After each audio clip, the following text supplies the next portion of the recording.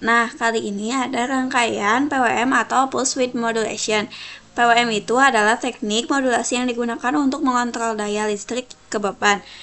Dengan mengubah duty cycle, kita bisa mengontrol kecepatan motor, kecerahan LED, dan masih banyak aplikasi lainnya.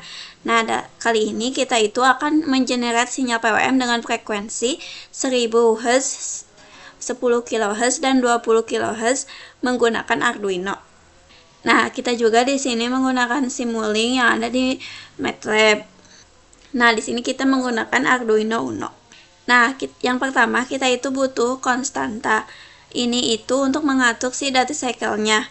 Terus ada PWM output dari si Arduino package. Jadi sebelum kita mau mengenerate sinyal menggunakan Arduino, kita harus ngedownload dulu Arduino package-nya, baru bisa ada PWM output Arduino. Nah, untuk konstanta sendiri itu rentangnya itu dari 0 sampai 255. Nah, ini itu 127 karena duty cycle-nya itu 50%. Jadi setelah dari 255 itu dibulatkan menjadi 127. Nah, selanjutnya konstanta ini tuh dihubungkan dengan si PWM output. Nah, sedangkan si scope ini itu berfungsi untuk melihat keluaran sinyal. Nah, kalau misalnya menggunakan osiloskop itu scope ini itu opsional. Sebelum itu kita hubungkan Arduino ke si komputer atau PC kita via USB, lalu klik tombol deploy to hardware.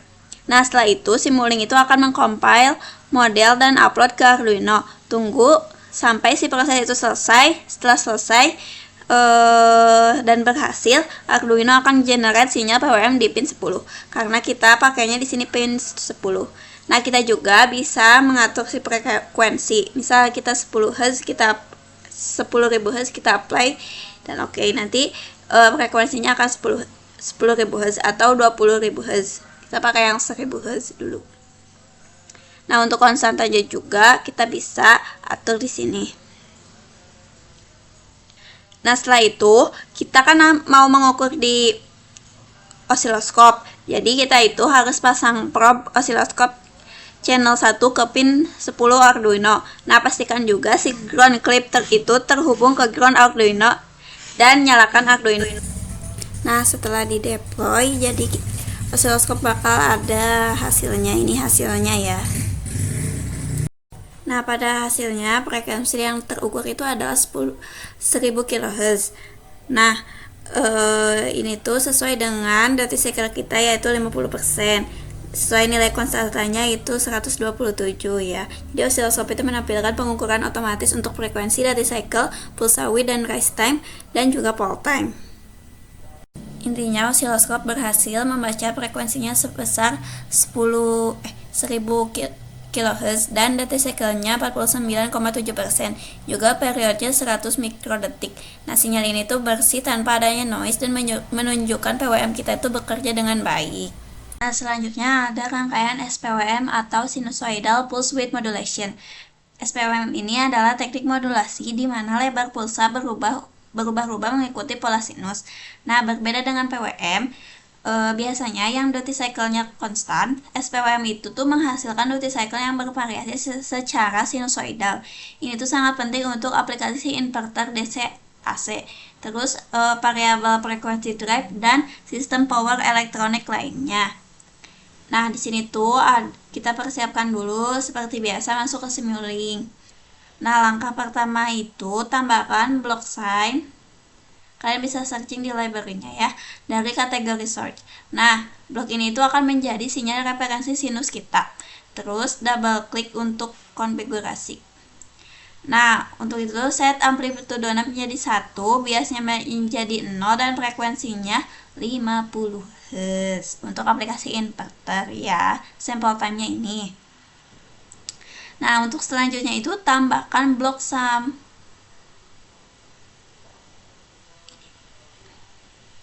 Atau add dari kategori math operation. Blok ini itu akan menjumlahkan sinyal sinus dengan offsetnya. Terus kemudian tambahkan blok konstan yang nilainya 1.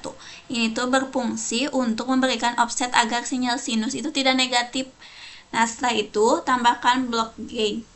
Nah, gain ini itu di set jadi 127,5. Nilai ini tuh berfungsi untuk menskalakan sinyal sinus dari rank 0 sampai rank 0,2 menjadi 0 sampai 255 yang sesuai dengan resolusi PWM Arduino 8 bit. Nah, selanjutnya itu kita tambahkan PWM output seperti PWM tadi menggunakan pin 10 dan frekuensinya kita coba yang 1000. Nanti kita sesuai dengan tugas bisa frekuensinya 1000, 10.000 dan 20.000. Nah, semuanya itu dihubungkan ya. Nah, si output sine wave ini tuh dihubungkan ke input sum, output konstan juga ke sum, lanjut dihubungkan seterusnya. Nah, setelah itu tuh seperti tadi hardware menggunakan Arduino Uno. Lalu hubungkan Arduino dulu. Setelah itu compile. Nah, setelah di-compile kita bisa lihat nanti di osiloskop hasilnya. Nah, setelah di-deploy, kita lihat di osiloskop itu terlihat jelas pola SPOM dengan duty cycle yang berubah-ubah mengikuti bentuk sinus. Nah, terlihat frekuensi carry-nya itu 1 kHz dan variasi duty cycle-nya 0 sampai 100%. Terus PPP-nya itu sekitar 6,48 volt dan menunjukkan level logika Arduino 5 volt. Sinyal tuh bersih dan stabil. Nah, setelah itu tuh di pengukuran kursor itu menunjukkan periode sinusnya itu sekitar 20 mikrosecond yang sesuai dengan frekuensi 50 Hz. Ini tuh membuktikan bahwa si SPWM itu tuh bekerja dengan baik dan sempurna. Nah, ciri khasnya tuh biasanya itu yang pertama, lebar pulsa itu berubah secara bertahap mengikuti kurva. Frekuensi carrier-nya itu konstan di 1 kHz, lalu modulasi sinusnya itu 50 Hz, seperti itu. Kesimpulannya, kalau PWM itu duty cycle-nya konstan dan tetap, cocoknya buat LED diming, motor DC control servo. Terus lebih sederhana, terus frekuensinya juga tetap, lebar pulsanya tetap. Nah, sedangkan untuk SPWM sendiri itu duty cycle-nya bervariasi mengikuti pola sinus. Terus cocoknya untuk inverter DC AC, motor AC atau UPS. Nah, itu tuh lebih kompleks juga, tapi harmonisanya lebih baik.